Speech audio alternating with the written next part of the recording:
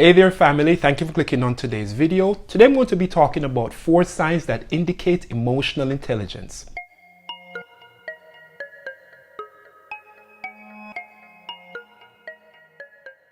So if you're new to my channel, my name is Peter Gordon and I'm a graduate student working towards what I hope will be an eventual doctorate in clinical psychology. I also happen to be a life and health coach and I make videos on mental health, philosophy, fitness, wellness, and everything I hope can help you to lead your most profound life. And while you're here, don't forget to click the subscribe button as well as the notification bell so that you're notified each week when I post a brand new video.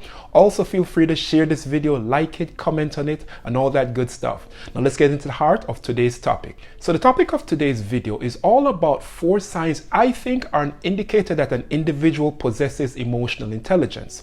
But I also want you to stick around to the end of this video, because I'll also be providing you a 5th bonus sign, if you will, of emotional intelligence, which is a little harder to incorporate than the first 4 I'll be highlighting. In essence, the first 4 signs, in my opinion, are things you can incorporate right now. And the 5th bonus one, well, that will take work. And for some of us, that work can take a lifetime. I also want to emphasize that these are my opinions based on the work I've done as a psychotherapist and life coach. If you feel there are others I've missed, be sure to include them in your comments. So before we get into these signs of what I think indicates someone is emotionally intelligent, let's first ascertain what it means to be emotionally intelligent. To put it simple, emotional intelligence is the ability to perceive, control, and evaluate your emotions in a way that is considered healthy. In essence, emotional intelligence is our ability to feel, express, and control our emotions. But equal to that is our ability to understand, interpret, and respond to the emotions of those around us in a healthy fashion. Now, some researchers contend that emotional intelligence can be learned and strengthened, while others believe it's an inborn characteristic. I'm of the opinion that it's a combination of both. Yes, some of us are just born with it, and then there are others, like myself, who have had to learn it and intentionally reinforce it constantly throughout our lives. And some experts even go as far as to suggest that emotional intelligence can be more important than IQ in your overall success in life. So with all that being said, let's get into these 4 signs that I believe are an indicator of emotional intelligence. And as a reminder, these are things that one can begin to incorporate immediately into our lives through intentional acts. So let's get into them.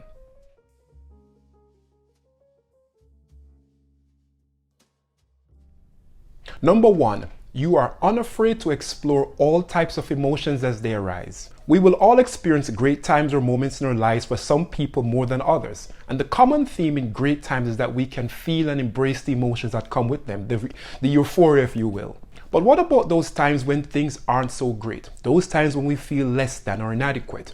What I've found with individuals in therapy is that those who are willing to explore all emotions, good, bad, and in between as they come along, tend to do better in treatment compared to those who compartmentalize. That is, they ignore or are unwilling to confront the feelings that arise out of those not so great moments.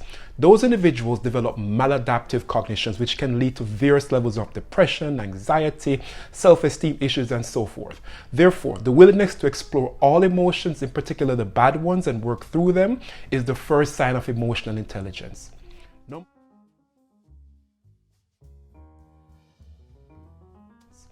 Number 2, you process before reacting. The late great Austrian neurologist, psychiatrist, philosopher, and author Viktor Frankl once said, "Between stimulus and response, there is a space. In that space is our power to choose our response. In our response lies our growth and freedom." Individuals who speak off the cuff or tell it like it is without regards for how it comes off are often placed on pedestal. But no disrespect to these types of people, but these are not individuals whose company I often enjoy. Sure, there's a certain strength in speaking your mind, but emotionally intelligent people always seem to take the time to process their thoughts before responding. And whether you agree with their viewpoints or not, I often give those types of individuals the grace to convey their thoughts, because it seems to come from a place that's rational, a place where their own emotions have been managed, allowing them to process before reacting.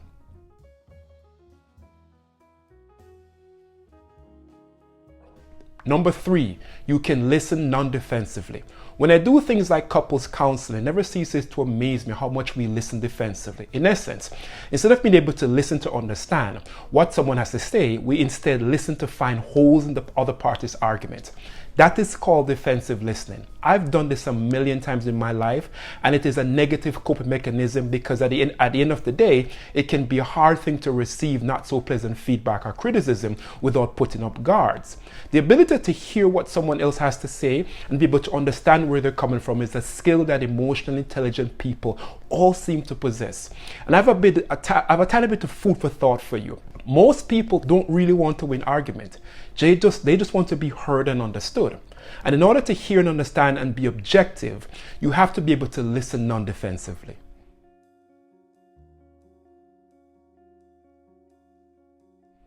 Number 4, you know how and when to say I'm sorry. 3 simple words that for most of us can feel like pulling teeth just to say it, but not for emotionally intelligent people because they are unafraid to process all emotions before reacting as a result of being able to listen and feel non-defensively.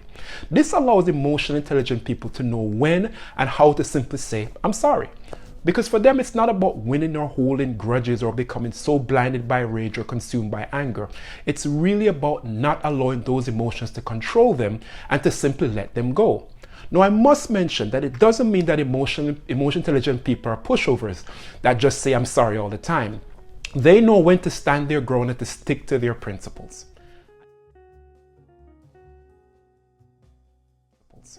And now this leads me to what I call the 5th bonus sign of emotional intelligence.